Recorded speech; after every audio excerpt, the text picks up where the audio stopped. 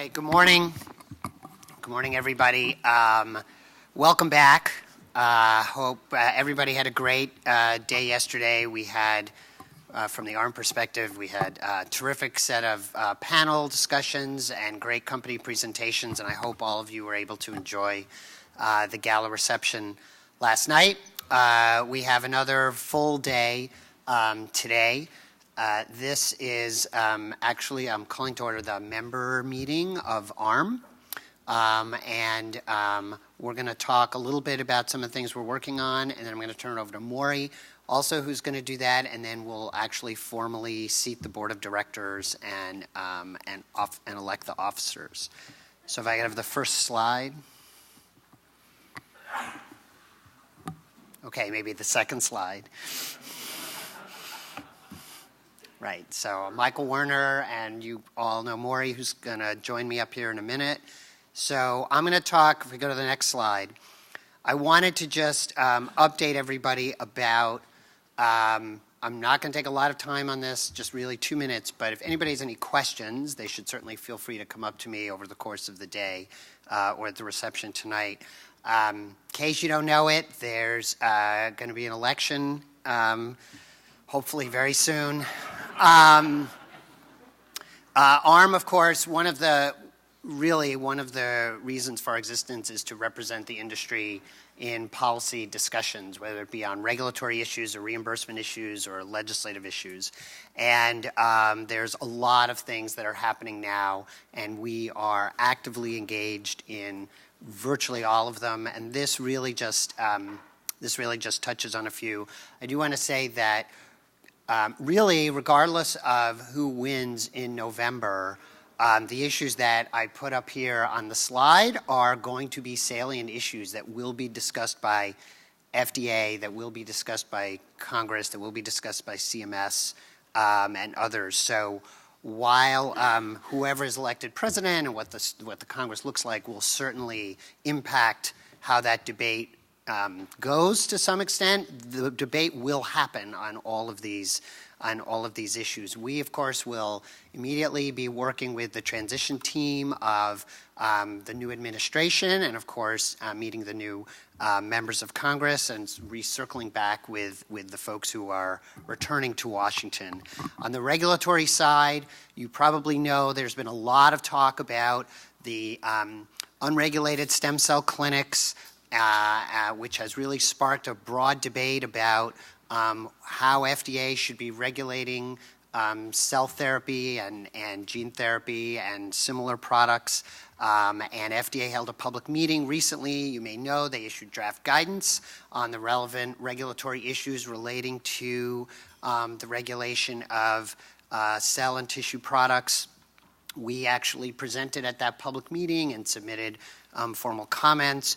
We've been talking about and working with the agency about how can we improve the regulatory pathway, but of course do it in a way that doesn't put patients at risk.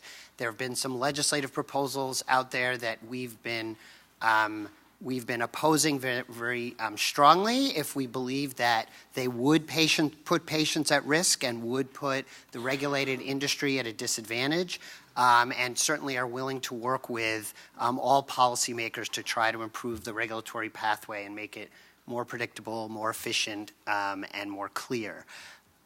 There will be a reauthorization discussion about PDUFA next year. You may know that the user fee expires September 30th, so Congress will be working on that. A lot of these issues, if they're not resolved this year, will be discussed during the context of PDUFA reauthorization. There's also been a lot of talk, and there will continue to be talk about gene editing and the bioethics, so-called bioethics issues related to it. Basically, there are folks who are questioning whether the existing regulatory framework is appropriate for gene editing, particularly if we're talking about gene editing that modifies human embryos. Once again, ARM has been working with the National Academies of Science, who are developing reports on this. We've been working with Congress on this and other FDA and other regulatory agencies. Obviously, the issue of drug pricing is also a very salient issue to the public and to policymakers. ARM has a very robust reimbursement agenda that has to do with demonstration of value for regenerative medicine products, engagement with payers, and of course working with CMS and policymakers. That will, of course, continue into the next year. And I'd also be remiss if I didn't mention that it's not just in the US that these issues take place and that we are engaged. It's also in Europe through our European section and the folks we have working there. So all kinds of issues relating to advanced therapy, medicinal products, regulatory convergence, and reimbursement. So again, obviously just a very, very high level. If anybody has any questions, they should feel free to come up to me at any point during the meeting and we can talk in a little more detail. And of course, all of these are debated within our committees. So if you're really interested in getting involved, we'd love to have you on the regulatory committee or the reimbursement committee or the government relations committee. So with that, I'm going to turn it over to Morrie for the rest of wants to talk about one other initiative that we're doing, and then we'll have the elections. Thanks.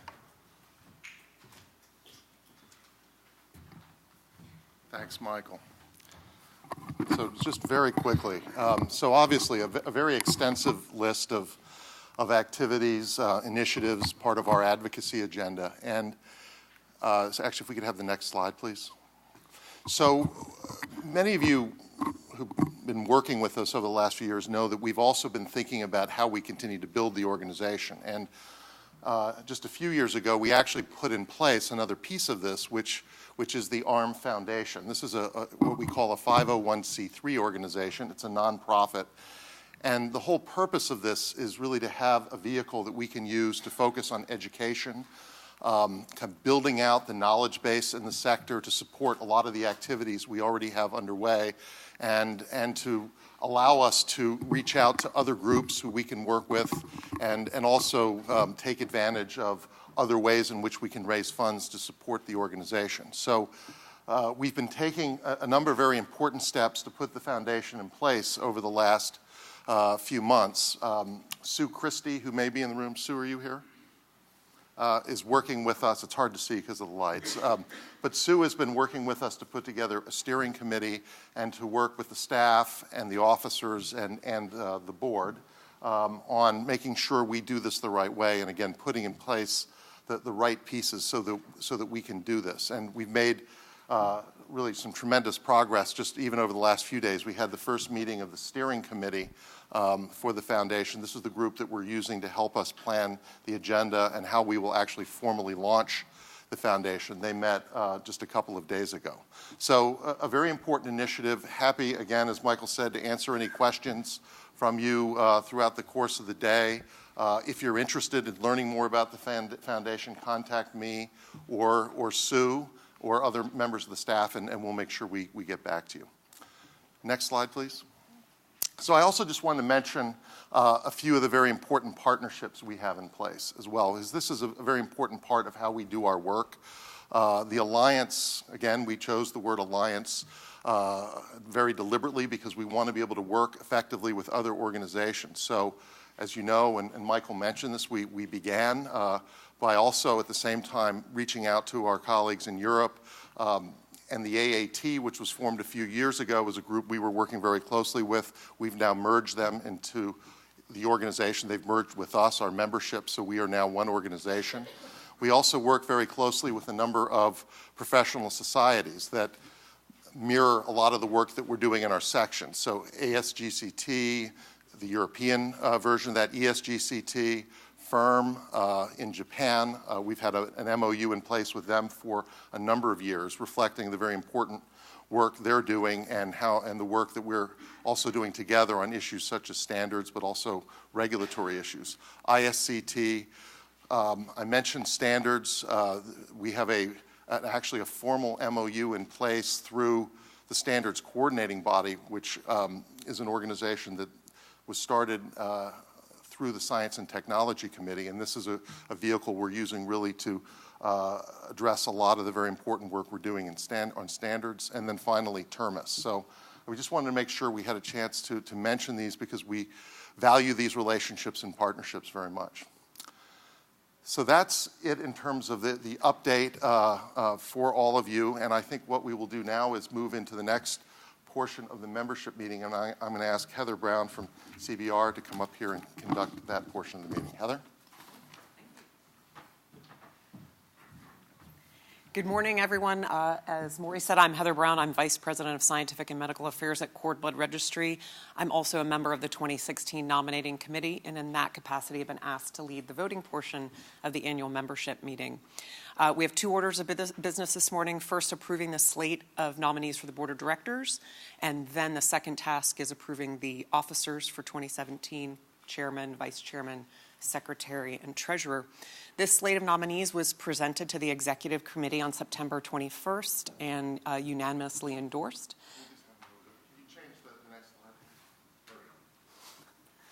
So a little bit about the process. We'll start with the Board of Directors that you see on the slide here. I will read the list of 32 nominees. I'll ask for a motion to approve from the membership and then a second. And then all in favor will say aye, all opposed will say nay. And as soon as that slate's approved, we'll move to the officer positions. Same process, looking for a motion to approve, a second, ayes and nays. So if there are any questions about the voting process, great. Let's get started then. So the nominees for the 2017 Board of Directors for the Alliance of Regenerative Medicine are Zami Aberman, Martin Andrews, Raul Aris, Nessun Birmingham, Eduardo Bravo, Olivier Danos, Deborah Dean, Doug Dorfler, Flag Flanagan, Christian Holmesy, Andrea Hunt, Dina Ladd, Paul Likend, Edward Lamphere, Michael May, Gregory Nave, Tim Oldman, Matt Patterson, Bob Preddy, B.G. Ree, Isabel Riviere, Martha Rook, Jay Siegel, Donna Scarrett, David Smith, Keith Thompson, Phil Vanek, Alexander Voss, Jeff Walsh, Sue Washer, Jason Wertheim, and Claudia Zalberberg. Do I have a motion to approve this slate of nominees? Thank you. I see Jay there with a hand up and a number of others. And to second? Thank you, Phil. Thank you, Claudia. Great. All right. So with the membership who are in favor of this slate of nominees, can I hear an aye? All the opposed, nay? Great. The ayes outweigh the nays. This slate has been approved.